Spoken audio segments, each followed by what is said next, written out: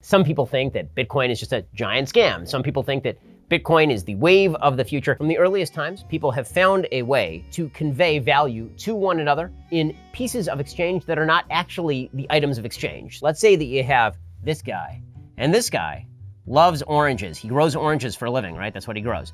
And he wants to trade with this guy, and this guy grows apples for a living.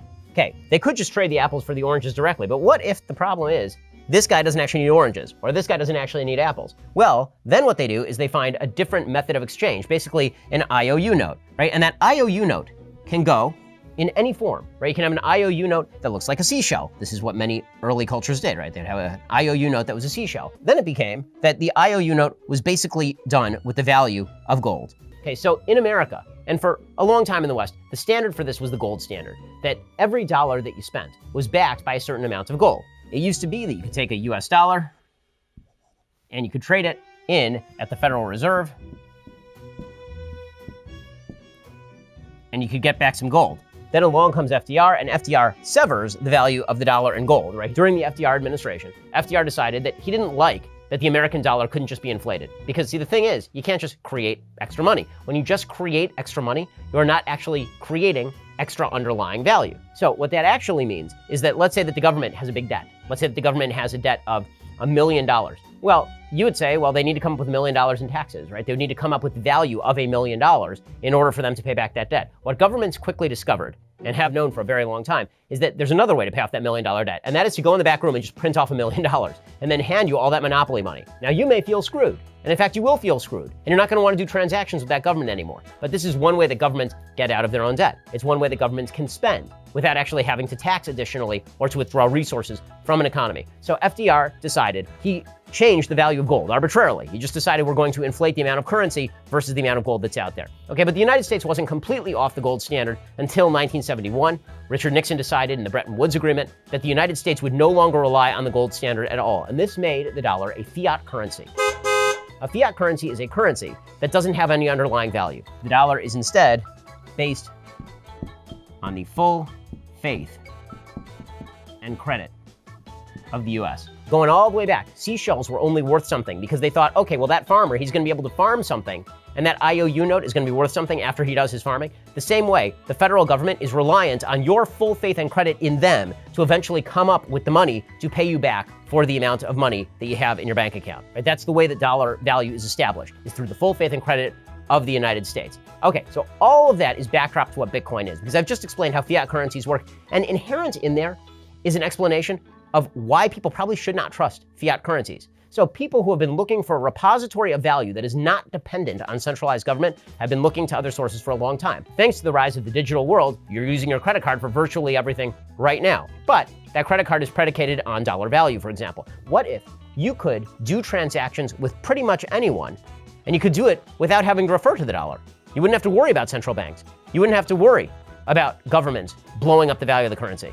All that a Bitcoin is a belief that other people are going to use the Bitcoin. So, who created Bitcoin? Supposedly, it is this guy right here. Supposedly, his name is Satoshi Nakamoto. Now, the reason I say supposedly is because nobody actually knows who created Bitcoin. And supposedly, it is this guy who's supposed to be 40 and from Japan. That's kind of awesome because you don't want to have a centralized guy who controls all of Bitcoin, some mastermind criminal who actually can inflate Bitcoin at any point and then sell all of his Bitcoin for a bunch of money. You want it to be decentralized. That is the purpose. The basic idea of Bitcoin is that you are concerned that this right here, the full faith and credit of the United States or any government, it doesn't mean anything, right? What if you are worried about that? What if you are worried that the government can simply devalue dollars? Well, then you need to find another repository of value. So what Bitcoin is you believe that the currency is stable enough to be used and enough people are going to accept the currency that it has inherent value. Instead of you relying on the government's ability to tax and the government's ability to stimulate, and the government's ability to print and to take it out of circulation, instead of relying on all of those powers, you're relying on the idea that there is something that is trusted by enough people that they will use that in the absence of a government. So you're giving up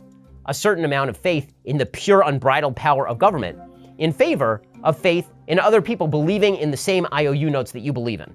This is why some people like Peter Schiff like, that's a pyramid scheme. Because just like any other temporary repository of value, people could fall out of love with Bitcoin, and that's true. People could fall out of love with Bitcoin, or they could find a new version of Bitcoin. You see new sort of currencies springing up every so often. So theoretically, you could have people decide, you know what?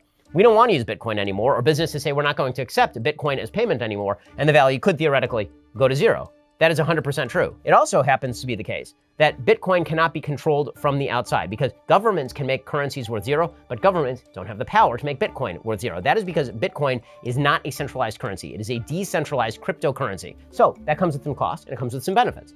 On the cost side, you cannot rely on the ability of Bitcoin to give you some sort of hard asset in exchange for your Bitcoin, because that doesn't exist. That's not what Bitcoin is. On the good side of the ledger, you don't have to worry that the creators of Bitcoin are going to simply inflate the value of Bitcoin or deflate the value of Bitcoin by simply printing new Bitcoin. In essence, here is sort of the difference between fiat currency and Bitcoin. Fiat currency is a government, right? Call it the US government. And the US government decides the value of the currency, and then that value is promulgated to all of the other human beings, right? These are all the citizens. So the value of the US dollar is decided by the US government.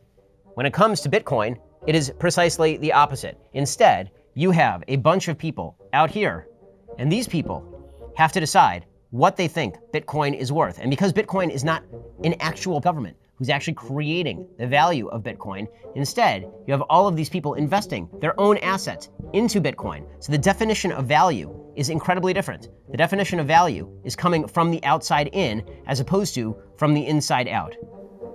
Now, the reason that people call it a cryptocurrency is because the technology of Bitcoin, the thing that prevents it from being inflated, is that there are a set number of Bitcoins in circulation. A certain number are being added every year, but it's a very, very low number. The Bitcoins that are in circulation cannot be jacked around with. They cannot be counterfeited. And that is because the crypto technology that is used in order to encrypt the transactions, right? People are using cryptography. They're using actual cryptography in order to protect the transactions that take place. And you've heard of this thing called blockchain. Once a certain number of transactions are verified, that is called a block. Every time the Bitcoin miners create a block, it is added to the blockchain, right? With every block that is added to the blockchain, you are creating a more and more unbreakable chain of events and more faith and credit in the Bitcoin itself, which is why it's good, right? You can't even understand how these transactions are verified, but you know that they are being verified, and they're being verified in real time over the course of time, and you earn Bitcoin for doing this, for participating in this process. So you actually have a really transparent look into all the transactions that have been done with Bitcoin, so you know that people aren't screwing around with the currency. And that, of course, is the chief promise of Bitcoin, is that people are not screwing around with the currency. Because again, no one is in control of the Bitcoin. The more people buy into it, the more the Bitcoin is worth. So in that way, it really is no different than gold, except that gold is a hard asset and Bitcoin is just a digital asset. One of the things that has happened here is that you've seen some big companies like Elon Musk, big believer in Bitcoin. His company, Tesla, just bought $1.5 billion in Bitcoin. What is he really saying? He's really saying that I believe more in this value as a repository of value than in something like a US bond or a US dollar. I believe that this is going to grow in value as people turn away from centralized governments and fiat currencies in favor of a currency that is not controlled and not inflatable by outside parties. And as the economy grows more and more reliant on government spending, and as people see that governments are never going to pay back these debts and that governments are going to continue to run up those debts, people like Elon Musk are probably going to do more and more of this. You're going to see more and more people say, okay, you know what? I'm going to take my money and don't feel like investing in gold because I can't use gold for actual transactions. It's a good repository of value, but I can't use it for actual transactions. And instead, I'll just put it in Bitcoin because I can still use it at the local grocery store. And also, it happens to hold my transactional value. So the government has a couple of worries about Bitcoin. Number one is that if people start investing in Bitcoin instead of worrying about the US dollar, that means there are fewer people who are buying bonds. Theoretically, you could buy this as a holder of value over the long term. And you're going to do that instead of buying government debt. So the government can't actually issue more debt, meaning they can't raise more money to pay for all of the various projects that they wish to engage in. The other problem for governments is that when you're talking about a completely digital currency that is not controlled by them and not verifiable by them, they're worried about the possibility of this sort of currency for criminal use. Remember,